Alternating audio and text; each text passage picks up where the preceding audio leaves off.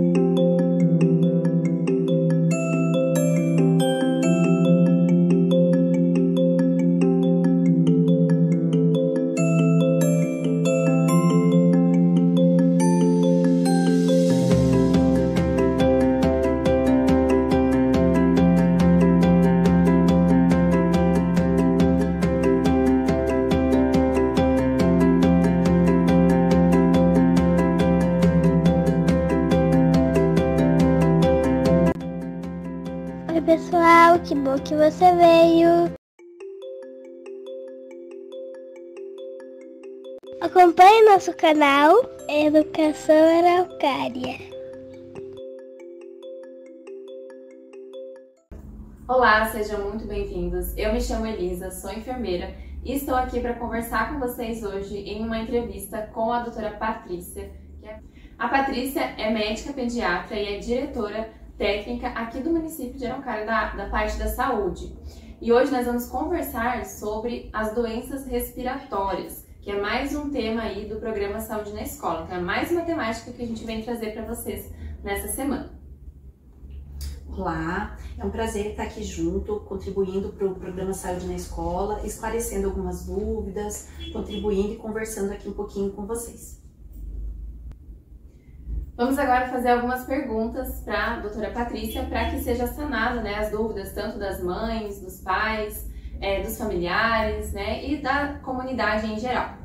Então, doutora Patrícia, a primeira pergunta é: nas estações de outono e inverno, ocorre, né, um aumento nas doenças respiratórias em crianças, principalmente, né? E por que isso acontece? Então, nessa época acontece e é bem importante esse aumento. E as doenças respiratórias, em geral, né? A gente vê quadro de resfriado, de gripe, covid, gastroenterite, doença mão-pé-boca, a gente tem também mais nesse período, e até de meningites. Isso acontece principalmente porque nessa época a gente acaba ficando um pouquinho mais fechado, diminui um pouco a circulação de ar, a ventilação dos ambientes, e junto, tendo uma circulação maior desses vírus, acaba acontecendo um aumento na incidência dos quadros.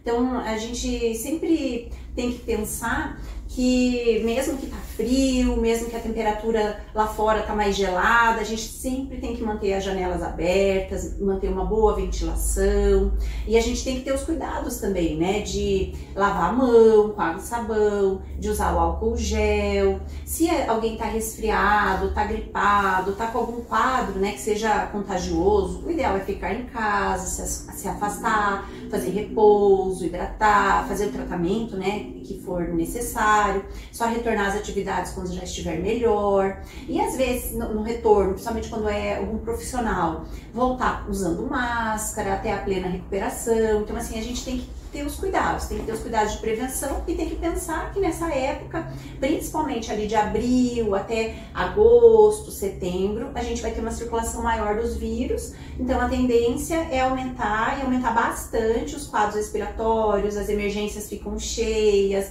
os hospitais ficam cheios, às vezes a gente fica até sem leito para internar, né, para internamento. Então essa época é uma época que a gente tem que ter o cuidado redobrado.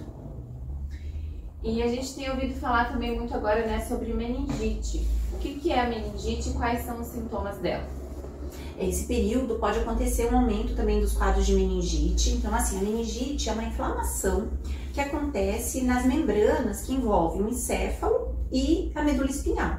Então, ela fica com uma inflamação ali nessa região, que pode acontecer por vírus, que é realmente o mais frequente, principalmente pela família dos enterovírus. Entre eles, a gente tem como exemplo o Coxsackie. E também pode acontecer por bactérias, né? As bactérias Tem a meningocócica, a pneumocócica, a hemófilos, que são todas bactérias preveníveis por vacina. Também pode acontecer mais raramente por fungo ou por protozoário. O sintoma, tanto no caso da viral como da bacteriana, são semelhantes, assim. Quando a gente tem um bebê, uma criança menor de 1 ano, os sintomas eles não são muito específicos. Então, às vezes o bebê fica mais irritado, fica mais choroso, ou fica sonolento, letárgico. Então, a gente vê muito essa mudança do nível de consciência da criança, né, quando é pequenininho. Também febre, também pode apresentar vômito, às vezes recusa da alimentação. Quando é muito novinho, às vezes recém-nascido, pode fazer até apneia, pausa respiratória. Então, os sintomas são tanto quanto inespecíficos. Às vezes só a febre já pode ser um sinal de meningite. A febre é alteração muito sonolento, muito irritado.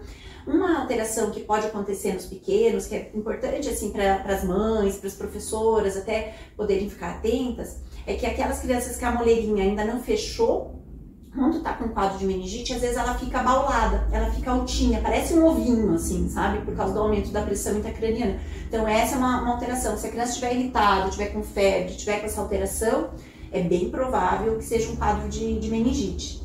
Nas criancinhas maiores, né, que já reclamam, que já vão dizer os sintomas, daí a criança pode relatar a dor de cabeça, né, a cefaleia, pode apresentar também vômito, a febre, também pode ficar mais sonolenta ou pode ficar mais irritada, às vezes diminui um pouco também a aceitação da dieta, né, da alimentação, às vezes a criança fica mais letárgica, só quer ficar dormindo. Então assim, é aquela tríade, é a febre, a dor de cabeça e o vômito. Isso geralmente a gente vai ter nas criancinhas mais de 2, 3 anos, que a criança já consegue relatar, né, que está apresentando a dor de cabeça, né, então é mais fácil para a gente chegar ali no diagnóstico. Agora, quando é pequenininho, uma febre, uma alteração de irritabilidade ou sonolência, já tem que levantar um alerta. E está acontecendo algum surto da meningite no Paraná ou aqui em Araucária? Não. A gente não está tendo nenhum surto, né? A gente está tendo alguns casos de meningite. Aqui no município que a gente teve alguns casos foram todos virais, né? Que habitualmente é do enterovírus, né? Que geralmente faz um quadro de meningite autolimitada, benigna, sem maiores complicações. A gente tem outros vírus, que é o herpes e o citomegalovírus, que também pode fazer quadro de meningite, daí geralmente são quadros mais graves, que às vezes cursa com convulsão e às vezes a criança fica com alguma sequela. No estado do Paraná, a gente está tendo também alguns quadros de meningite bacteriana, mas não um surto, né? Está tendo quadros virais, que é o que realmente a maior incidência é dos quadros virais, né? Geralmente 80% dos quadros de meningite é causado por vírus. E a gente está tendo alguns casos bacteriana também. E a gente até aproveita para reforçar, porque nas situações das meningites bacterianas, todas as meningites causadas por bactérias, as 3 principais que são mais frequentes, existe vacina. Então, e tem o nosso PNI, né, que é o Programa Nacional de Imunização. Então, tem no posto de saúde, próximo da casa, para fazer essa vacina. E a gente está percebendo, a gente teve até um curso esse mês, agora de junho, a gente tem, né, o dia da imunização, a gente fala muito sobre a imunização, que está muito baixa a nossa cobertura da meningo C, que é uma vacina que a gente oferece gratuitamente, tem em todos os postos de saúde, é uma vacina que é feita com 3 meses, 5 meses do bebê, que é só a mamãe chegar ali na unidade básica que vai fazer essa vacina. Então a gente precisa levantar essa cobertura para a gente ter proteção para essas crianças, né? Porque essas vacinas que têm a cobertura, a gente não pode apresentar essas doenças, né? A gente tem que fazer valer a nossa cobertura, a nossa prevenção, a nossa vacinação. Então esse é um alerta que eu quero fazer, porque a gente está percebendo que desde a pandemia, né, a gente vem vendo uma diminuição bastante nas coberturas vacinais, inclusive das vacinas para meningite. Então vamos fazer a vacinação para meningite nas crianças. Perfeito. E, doutora Patrícia, como que é o tratamento dessa doença da meningite?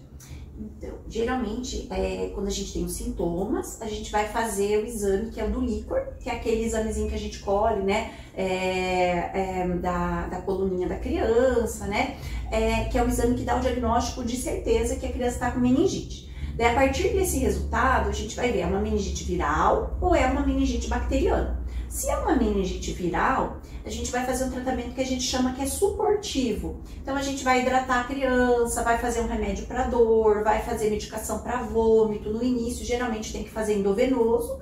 Depois, conforme a criança vai melhorando, geralmente até já pode fazer o tratamento via oral e a criança já pode ter a alta. Quando é uma meningite bacteriana, aí vai depender da bactéria, né? Conforme cada bactéria, a gente vai ter um esquema de tratamento, né, com antibiótico para essas bactérias. E uma preocupação que a gente vem tendo é que o antibiótico que a gente sempre usou bastante é a ceftriaxona, que está tendo resistência nas bactérias ali da meningite. Então, assim, por isso que a gente precisa diminuir ao máximo o nosso número de casos de meningite bacteriana, porque às vezes pode acontecer resistência aos tratamentos habituais, né, que a gente sempre fez. E assim, acredito que essa importância, né, da vacinação, como você falou, é uma das principais formas de prevenção, né? E quais as outras formas de se prevenir essa doença? Então, as outras formas principais que a gente vai ter é a ventilação de ambiente. Então, sempre manter janela, manter uma ventilação para que tenha uma troca de ar, para que não fique aquele ar ali sem a circulação, que às vezes a gente vê alguns locais que fica tudo fechadinho, ligado ao aquecedor, todo mundo quentinho e aquele ar sem circular. Então, às vezes, alguém pode estar colonizado pelo vírus, né, ou pela bactéria, e vai passar para os outros. Não necessariamente todos vão fazer aquele quadro, né, mas tem uma chance de quem tiver, de repente, com a imunidade um pouquinho menor, ou tiver apresentando alguma outra alteração, apresentar o quadro. Então, a primeira é a ventilação.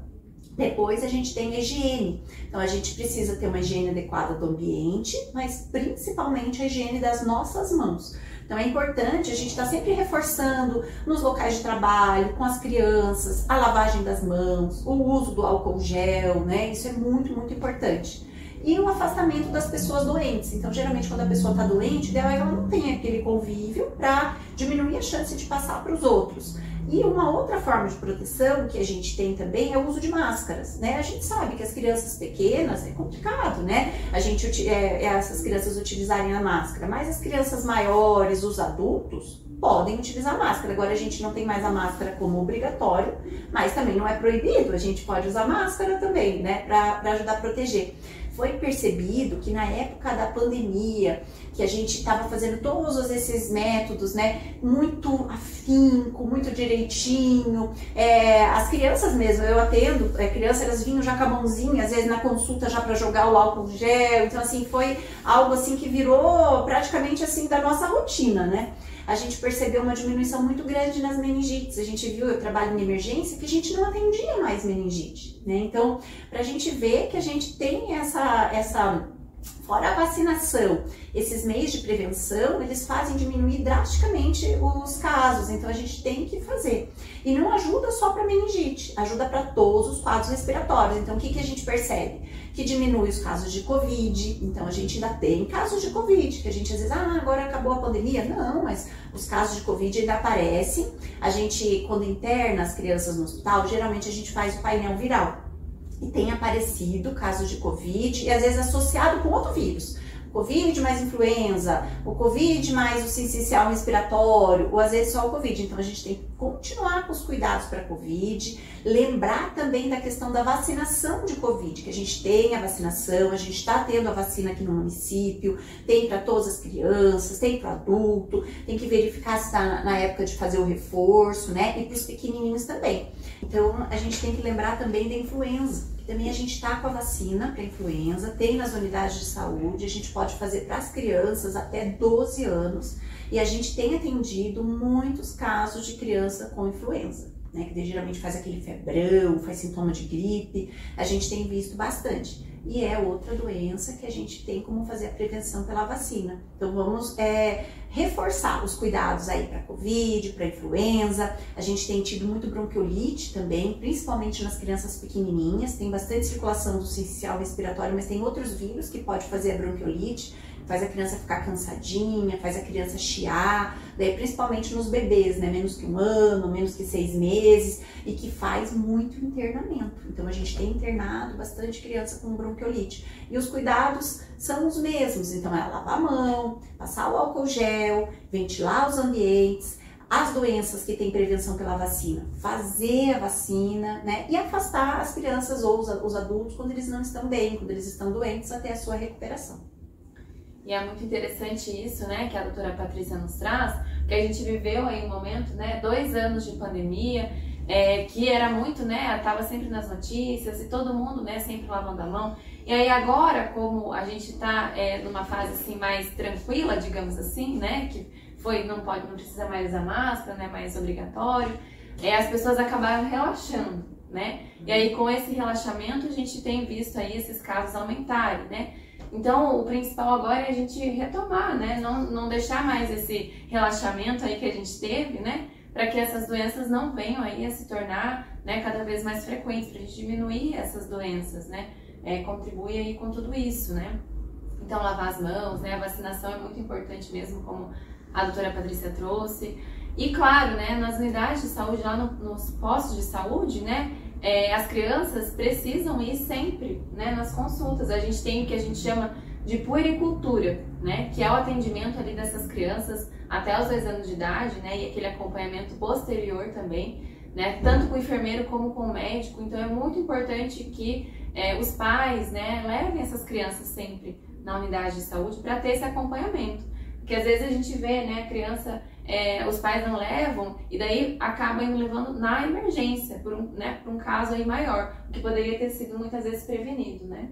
Com certeza, e assim, na unidade de saúde, com esse acompanhamento de puericultura, ele é muito importante, porque vai orientar o aleitamento materno, que faz muito, a gente tá falando aqui de prevenção, né, previne uma série de doenças e problemas até futuros, assim, para a criança, vai orientar direitinho também a parte da alimentação dessa criança, porque às vezes as mães vêm, eu queria que meu filho tivesse uma imunidade melhor. A imunidade da criança vai estar relacionada com o aleitamento materno, com a alimentação, como que é o consumo de fruta, de verdura, como que é a alimentação dessa criança, como que está sendo o desenvolvimento dessa criança. Então isso é muito importante. E também, ela estando vinculada à puericultura, vai acompanhar bem certinho a parte da vacinação. Tanto o profissional da enfermagem como o médico vão estar acompanhando, verificando a carteirinha, para que não fique nenhuma vacina sem ser feita na época certa. Então assim, esse acompanhamento é muito, muito importante mesmo.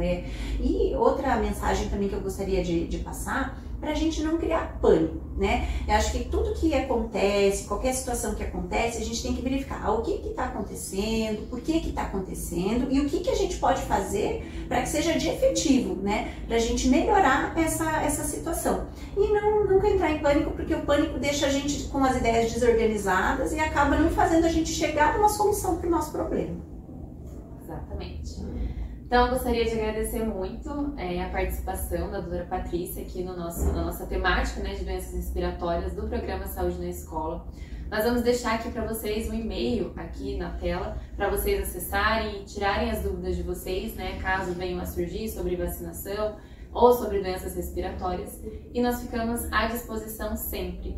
Espero muito que vocês tenham gostado dessa temática e deixem sempre as suas dúvidas aqui para a gente conversar sobre outros temas também. Obrigada, doutora Patrícia, pela participação. Então eu gostaria de agradecer por estar aqui participando, contribuindo com o programa Saúde na Escola e estou à disposição para todas as dúvidas que surgirem, a gente está à disposição para responder. Obrigada e até o mês que vem. Mês que vem teremos mais temáticas trazendo aqui para vocês. Obrigada por participar. Mês que vem tem mais.